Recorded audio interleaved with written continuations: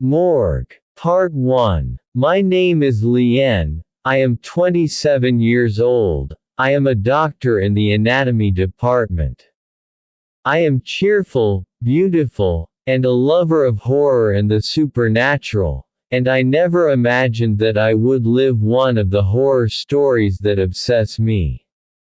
I graduated 2 years ago, and I was immediately appointed in a hospital in the anatomy department, and from the many cases I saw and worked on, I got used to it, and my feelings died completely. My mother used to always yell at me and say, "May God ruin you, you crazy girl, you will be dressed as a worker in a morgue, and at home you will play horror and ghost stories." And she looks at my father and says, "Don't tell your crazy daughter anything."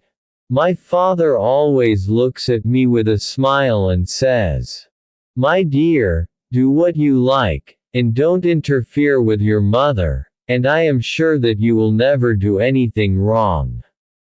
My mom starts to choke my dad. I leave them and go in to watch some horror stories before I sleep. I am the only one who pampered my mom and dad. And my dad didn't let me or my mom need anything, until the fateful day came.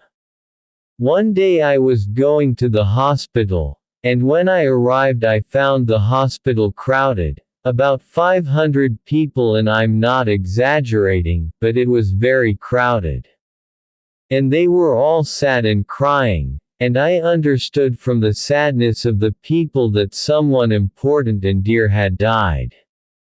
I asked the worker in the morgue and said, "Who is the last case? What did this man do for people to be so sad about him?"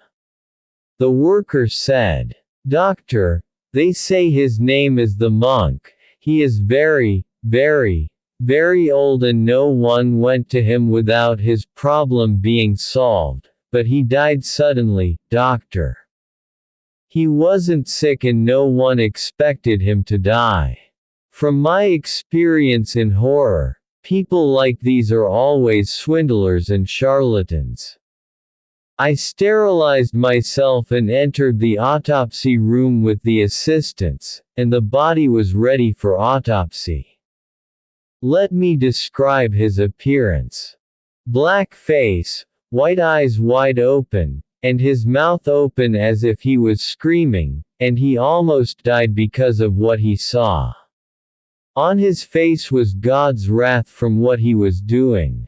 I kept staring at his eyes that were staring at the ceiling for a while, and suddenly he moved his eyes towards me. I screamed. Those who were with me were shocked when I screamed. I quickly apologized and looked back at his face.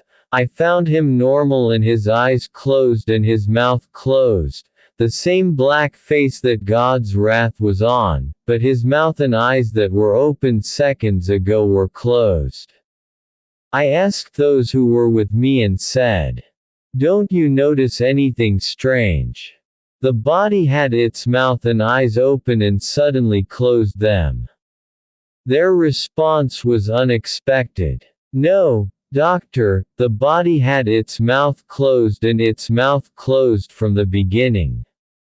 I was scared but I controlled my nerves and held on to the scalpel, and as soon as the scalpel penetrated the abdomen, he opened his eyes.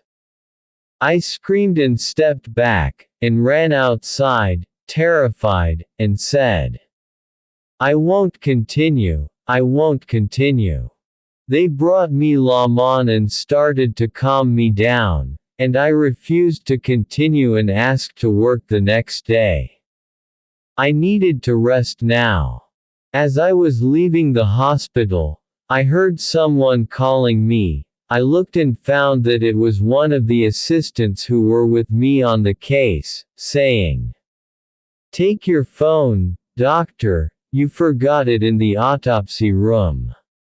I took it from him and put it in the bag, thanked him and left. Although I have seen many corpses who opened their eyes, but this time I am afraid, and I do not know what the source of this fear is, but I am afraid. I arrived home. I ate, took a shower, had my favorite drink and went to my room. I grabbed my bag, took out my phone, found two phones with me, both of the same type, same color and similar. One was mine, and the other belonged to the corpse. I knew from his picture that he had set as a background. Something was telling me in my heart to open this phone, maybe you will find terrifying and exciting things. And indeed I opened the phone that had no password. The phone was completely clean, it had nothing on it, no music, no pictures, no videos, not even programs, only WhatsApp, and no conversations.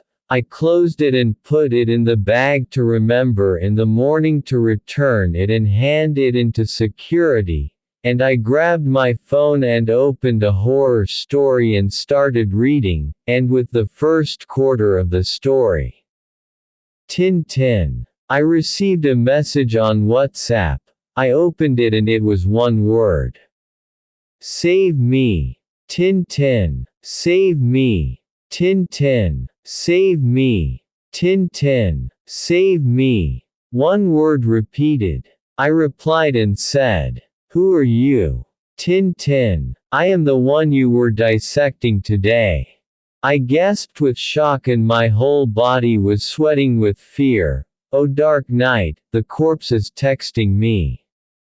I grabbed my bag with trembling hands, took out the corpse's phone, and opened WhatsApp. To my surprise, I found a conversation with my number, and in it was the same chat that was happening now. At that moment, the power went out. My heart is still in my leg. What should I do? How did this happen? Oh my God! Suddenly, in the midst of the terror, one of the assistants comes and his heart is going to explode from fear. "Oh doctor, something strange is happening and sounds are coming out of the body. What should we do?" Here was the shock. We saw a shadow running from us and we were in extreme fear. What is this terror? Oh my God, what should we do? And I started running until I got out of here with the assistant.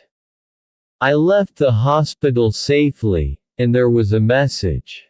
Tin. About him among the people standing in front of the hospital. I did not see him. I asked one of the people standing in front of the hospital to know his story. Here he tells me that he has servants from the jinn who he orders and they obey him and they do whatever he wants for him and we consider him one of the righteous for this. We are angry and surprised by his death. And while talking I heard whispers in my ear. Save me. Save me. Otherwise I will not leave you. Oh my God, what is this? Is this a dream or am I hallucinating? So what should I do? I go home and tell my father my story or what? I got into my car and all the way I was imagining what if it was real what and what. I arrived home confused about my situation and my body was trembling. My father noticed that I was not well and said to me, "What is wrong with you, my daughter? Has something bad happened to you? Quadruple A Dad, I want to talk to you about something suspicious." "What is it, Lien? What is wrong with you, my daughter?" She told him the story and he kept smiling and said to her, "This is just imaginations from hearing so many horror stories.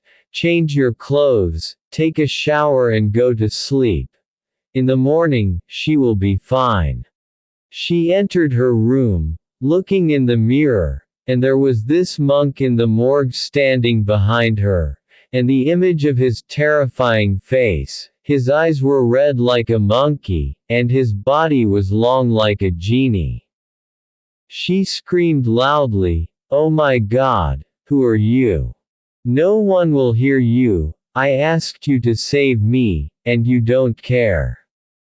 Then the light went out and the features of the room changed with a dim light.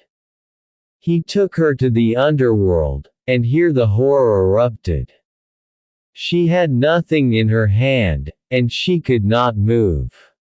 It was just a body without a soul, and her eyes saw what no human heart would ever think of. Can you imagine what happened? It was a real horror trap. He kept asking her, the merciless, while she screamed, and she was all alone, unconscious on the floor of her room. Her father entered to reassure her with all concern.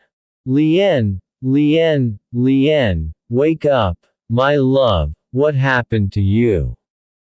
After a few minutes, she woke up, looking around her with a look of terror, her father talking to her, but she did not hear him.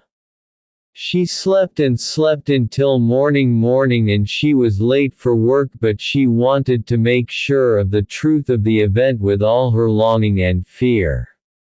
She got dressed and went down to the hospital to see the body. Is she there or not? Here is the shock, the body is not in the morgue. Where did she go? How did she disappear? No one knows. Wait for us in the second exciting part. I hope you liked the story. Don't forget to like and subscribe to the channel.